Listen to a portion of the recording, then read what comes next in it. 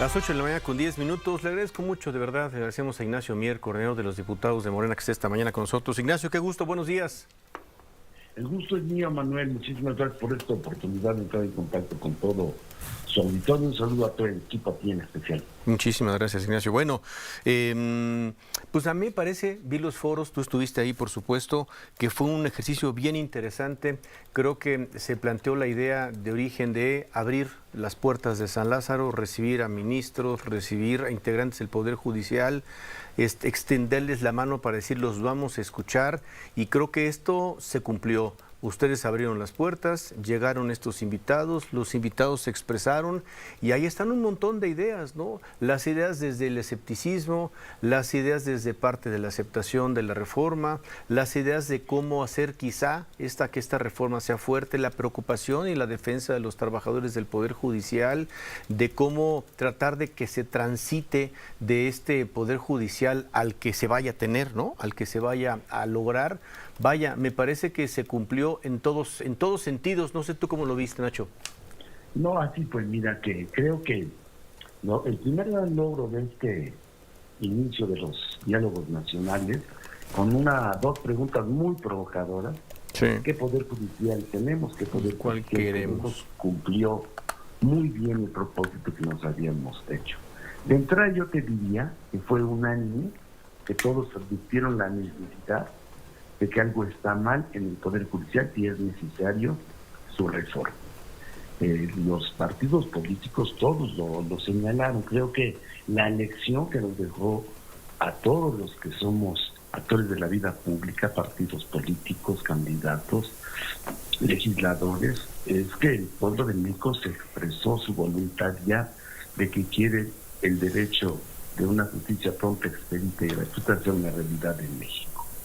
Y el día de ayer lo que se pretendía con estas dos preguntas es que la parte de los juzgadores y los integrantes del Poder Judicial, ministros, jueces, magistrados, los representantes de los tribunales de justicia en el país, la Asociación de los Jueces y Magistrados, se pudieran expresar, y también muy importante para nosotros, la voz de los trabajadores. Ayer se expresaron, dieron su opinión de inicio, digamos, vamos a continuar para allá ponerle una lupa y empezar a analizar, a debatir, a cuestionar esto que tú acabas de señalar, que acabas de decir, la defensa irrestricta e irrenunciable de los derechos que tienen todos los trabajadores, más de 50,000 del Poder Judicial. Segundo, fortalecer la carrera judicial, porque eso nos va a garantizar autonomía, conocimiento,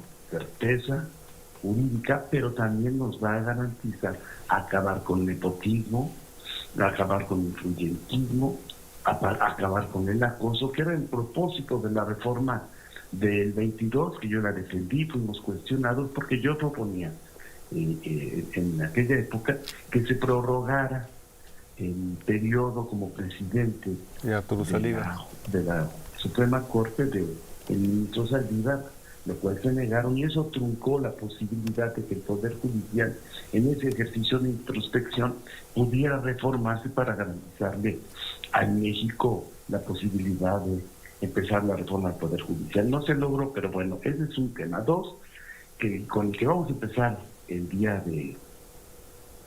primero en Jalisco, es cómo reorganizar al Poder Judicial, cómo tener una nueva integración del Pleno, qué tiempo deben de durar los jueces, magistrados y ministros para que no se anquilose, para que no tengan prácticas que después corrompan todo el sistema.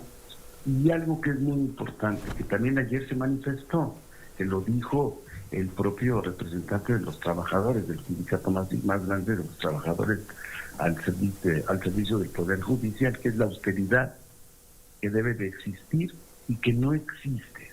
Aquella premisa de que a trabajos iguales, salarios iguales no se da, que actuarios y secretarios no están viendo reflejado toda esa cantidad de recursos que la Cámara de Diputados aprobó para el Poder Judicial, la existencia de fideicomisos de aquellos que solamente garanticen el mejoramiento en las condiciones laborales y de vida de los trabajadores, no para el dispendio. Entonces es un tema muy importante que vamos a abarcar allá en el Estado de México, Ya el lunes. Toluca. Y luego nos vamos a ir ya a la esencia de lo que ayer se platicaba, que Margarita Ríos Fajardo lo tocó, que lo tocaron también de manera tangencial el ministro Lainez, y que la mayoría insistió en ello, la carrera judicial. Así es. Que nos permita que en el momento de postular a jueces, magistrados, para que sean electos por el pueblo, se garantice la idoneidad. Finalmente ayer, la inmensa mayoría de los que estuvieron presentes, salvo 2 o 3, coincidieron en que es posible y es viable, y así debe de ser, que los jueces, magistrados y ministros sean electos democráticamente y tengan legitimidad por parte del pueblo de México a través del voto. Creo que eso es posible. Creo que hay todas las condiciones para que eso se logre. Lo importante ayer es cómo, en el tiempo y cómo en la manera de instrumentarlo, que los consejos técnicos garanticen idoneidad en el momento de postular. Y yo lo decía ayer, si la judicatura va a postular, o el Poder Judicial, la Suprema Corte, van a postular a hombres y mujeres que aspiren a ser ministros o magistrados, pues deben de salir propuestos por ellos de los que se han desempeñado como buenos juzgadores, o como buenos magistrados, o como buenos secretarios. Yo no veo por qué se puede impedir que ellos postulen a los 10 más destacados y que el pueblo decida. Y que, como lo hicimos nosotros en Cámara de Diputados para elegir a los consejeros del INE, sea bajo un protocolo riguroso de idoneidad y elegibilidad. Cuando se registraron en la consulta abierta para magistrados, para consejeros, llegaron más de 1,600 aspirantes. Al final se integraron las quintetas y se insacularon. Bueno, si nosotros le proponemos el Poder Ejecutivo, la Presidencia de la República, el Poder Legislativo, Cámara de Diputados y Senadores, y la Suprema Corte de Justicia de la Nación, a los mejores perfiles, los mexicanos van a elegir entre los más brillantes que garanticen que en este país haya justicia, y empezamos a acabar con un régimen de corrupción, de nepotismo, que no garantiza la justicia a las y los mexicanos, y que eso es lo que los mexicanos quieren. Pues me parece un buen inicio, ¿no? Me parece, no sé, es la impresión que me da, ¿no, Nacho? Me parece un buen inicio lo que sucedió ayer, rapidito, como bien dices, ¿no? Se van a Jalisco el día 1, el lunes, el martes se van a Toluca, días adelante a Chiapas, y luego se van espaciando los foros el resto de julio, pero me parece un buen inicio con todo este tipo de reflexiones. Ahora veremos si efectivamente ustedes en la recepción de las ideas, pues las asimilan, ¿no? Y ahora sí que desde las más críticas hasta las más positivas pueden tener cabida, pues no sé si en la iniciativa original o en las leyes secundarias, pero las preocupaciones están puestas ahí.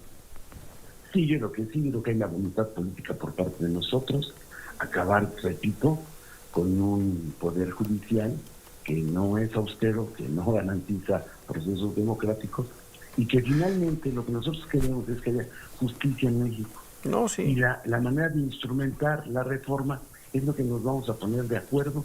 Yo creo que debe de haber confianza en el pueblo de México, en inversionistas, de que hay certeza en México de que vamos a tener un poder judicial que va a salir después de este proceso de reforma fortalecido y robustecido. Pues ahora sí que lo veremos. Pues Nacho, como siempre, gracias por la oportunidad de poder escucharte. No, hombre, por la oportunidad, como siempre, ustedes sus órdenes. Gracias, Nacho. Nacho Mier, muchísimas gracias, el coordinador de los diputados de Morena, precisamente en la Cámara Baja. Bueno, vamos a pausa.